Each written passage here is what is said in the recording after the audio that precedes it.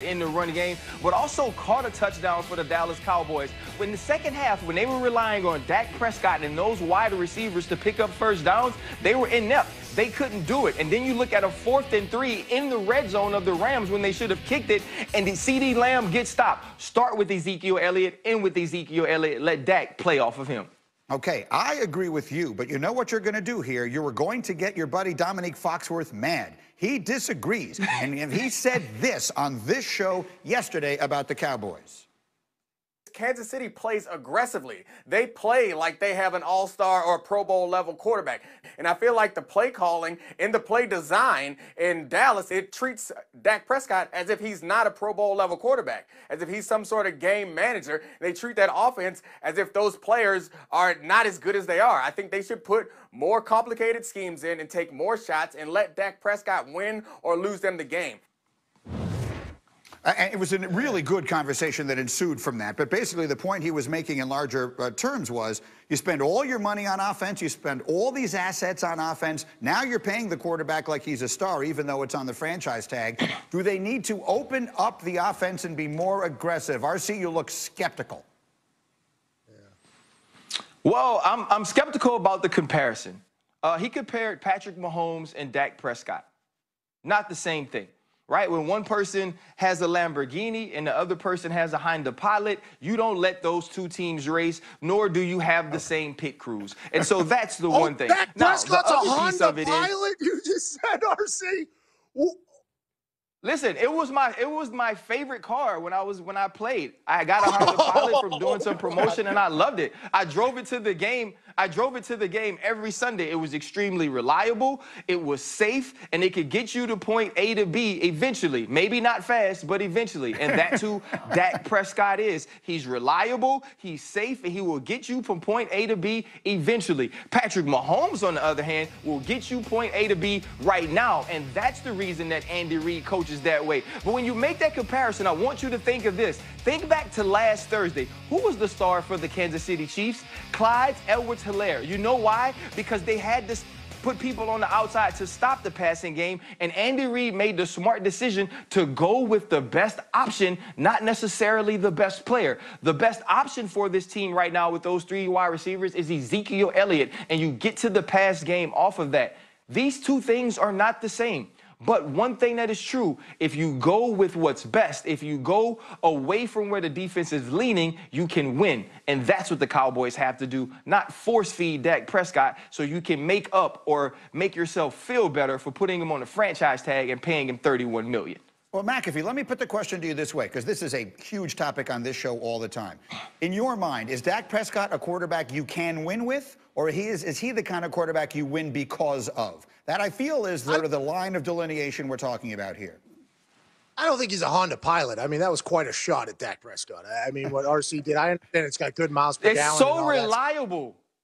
Yeah, I understand what you're saying. But, I mean, that was quite a shot to not even put him in like a foreign car, like you get it. That was just a bad comparison. But for me, I think the bad comparison relies from Dominique there in the Cowboys and the Chiefs, the way their teams are built. I mean, the Chiefs just have all those weapons, but if you even look at them on Thursday night, they started feeding CEH. I mean, that was what they were doing. I think that's what their offense is going to look like this year as well. I think it's going to be a lot of Clyde Edwards-Helaire. I think they know that the run game opens up the pass game. They got Tyreek Hill, McCole Hardman, Sammy Watkins, Travis Kelce. I mean, they have a litany of speed and talent. So comparing Patrick Mahomes and Dak Prescott and the way the Chiefs offense operates and the way the Cowboys offense operates is just two very different things. And Mike McCarthy is a quarterback whisperer. Dak Prescott is going to a focal point of that offense. But if you have Ezekiel Elliott, your best player on offense, and he's already been paid a lot of money just a year ago after skipping training camp and going down to Mexico and having a good time, and he's getting tattoos on his gut saying, feed me more, and he proves why you should feed him more every single time he gets the rock, I think that offense goes through number 21 in the backfield. I think Dak will like that as well because he'll be able to open up everybody else. But the comparison of the Cowboys and the Chiefs is just not a good one, not because one's a Honda Pilot and one's a Lamborghini, but because the rosters are just two very different places. And I think that's what we speak. I'm not 100% sure I agree with that. Let's live in a world where you took those 3 receivers and Zeke that are on the Cowboys and you gave them Patrick Mahomes. Are you telling me that offense would be less explosive than the one that the Kansas City Chiefs have? You're talking about Gallup and Amari and the kid C.D. Lamb and Zeke Elliott. RC, do you follow where I'm going with this? I mean, to me, the difference is the way they call the game and who the quarterback is. I 100% agree with you. If you gave Patrick Mahomes those list of skill players, the Kansas City Chiefs would still be extremely explosive. And then if you look past Tyreek Hill, whether it's Robinson, Mecole Hardman, or Sammy Watkins at this point, these aren't necessarily guys that you would take before the 3 wide receivers on the Dallas Cowboys. And definitely the running back at least has proven that he's one of the top in the league in Ezekiel Elliott. So to me, this is about the quarterback. To me, this is about play calling. But we can't get caught up in the fact that the Dallas Cowboys aren't explosive or they didn't make plays down the field in 1 week. The Dallas Cowboys called this game like it was supposed to be called. It wasn't executed in the way that it was supposed to be executed. We're always asking for all of these other reasons to make Dak Prescott something that he hasn't been. Patrick Mahomes stepped in and was Patrick Mahomes. It was no other reason. Alex Smith had gone away. It was the same coach, the same weapons. You changed one thing. And Andy Reid, who has been one of the greatest coaches for the last 2 decades, finally wins a championship. That one thing was the quarterback. You switch these guys, it's not the same in the same places. Go ahead, McAfee. Well, just saying that Tyreek Hill would not be selected over the 3 wide receivers for the Dallas Cowboys was one of the most asinine things. You didn't listen to what I said. No, that's not what he said. I said Tyreek Hill. I didn't put Tyreek Hill in there. I said other than Tyreek Hill, when you talk about the rest of the guys on that list, they're not over the Dallas Cowboys. I don't say stupid things to say stupid things. The difference is the quarterback. I agree. You don't normally. That's why I was absolutely shocked. But Tyreek Hill is the difference between the Patrick Mahomes-led offense and the Dak Prescott-led offense and the Cowboys. Tyreek Hill is just a guy that opens up the entire field. And for the entire first half, game on Thursday, he was just used as a distraction, which opens up everything else. If Dak Prescott had Tyreek Hill as a weapon outside, I would say, hey, put that thing in Dak's hand every single time. Let him throw 61 times like Joey Burrow. But he's not on that team. I think you feed Zeke until you can't feed Zeke no more. All right, we'll leave it there for the moment. We'll come back with much more football as we go. But right now, let me get up and go around the rest of the news of a busy sports day. Heisman-winning quarterback won the most games in the National Football League. Hembo's had a big brain on him for sure. And Peyton Manning did not win the Heisman. I was going to pick him. And then, obviously, anytime you say Tim Tebow, the number moves. I'm not going to say him. My final answer, since the Bengals played last night, who is Carson Palmer? Give it to me. He got it right. That is correct. Yeah! That's what I'm talking about, Hembo. Eat it, Hembo. Woo! I'm stunned.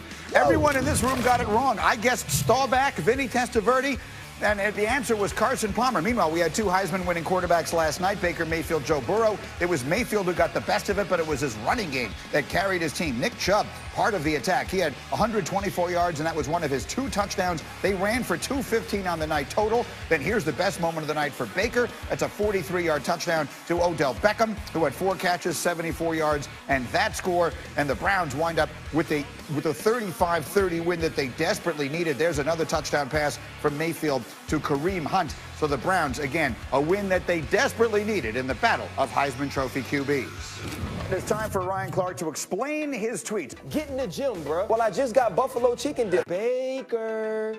Bruh. Lord. As everyone laughs at the way I read your tweet. I can't even do it with a straight face. We look forward to this all week long. Ryan Clark is a fabulous follow on Twitter, and we follow his tweets, and then he will explain some of them live here. All of these, I'm told, come from last night's game. So here we go. Tweet number 1. Baker is sharp as a deacon from the greater missionary, fresh off the evangelistic rock of Mount Pilgrim, Methodist Pentecostal breath of the Seventh Son Baptist Holy of the Holies Church to start. Could be good for his church members. Ryan Clark, explain that tweet. Hey, look, Greeny, I'm from the South, man, and I grew up in Southern Baptist churches, and you always knew the one deacon that had the 5-piece suit on with the 6 buttons and the alligator shoes was the sharpest dude, and he was going to pass around the collection plate. Well, that's what Baker Mayfield was doing at the start of the game. He was passing around the collection plate. His first five passes went to 5 different people, and it finished off with the bomb to Odell Beckham Jr. Kevin Stefanski did exactly what you needed to do. He came in, he wrote a great sermon, and then Deacon Baker Mayfield passed around the collection plate, and they said, we will take the money that jingles, but we rather the type that folds. Please dig into your pockets and give from your heart. Okay, very good. Next one. OBJ with the doo-doo man New Jack City stutter, and Baker dropped this ball in like Salt Bay. This is what the 6,000 Browns fans came out to see. RC, explain that tweet. What's that? Greeny, you What? did not just disrespect the Dutta man like that. It's Oh, the the Dutta man. man. It's the Dutta because man. He stuttered. It's not like duh. I cannot believe you. Listen, the Dutta man was the muscle, right? He was the muscle for New Jack City, for G Money, for Nino Brown. And then you saw Odell Beckham Jr. hit old boy with the stutter, get down the sideline, catch the bomb. But then Baker Mayfield dropping the ball in like Salt Bay, giving you everything that you ever needed. He couldn't drop that ball. There was a drop on 4th and 2 last week. Baker Mayfield placed it in Odell Beckham Jr.'s hand, and we finally got to see what we all signed up for. I was excited for the both of them. Yes, that's what I thought it was. I was just confirming. Here's the best one. Say, y'all, can we redshirt Joe until the Bengals get an O-line? RC, I don't think that one needs a lot of explanation, but what are your thoughts?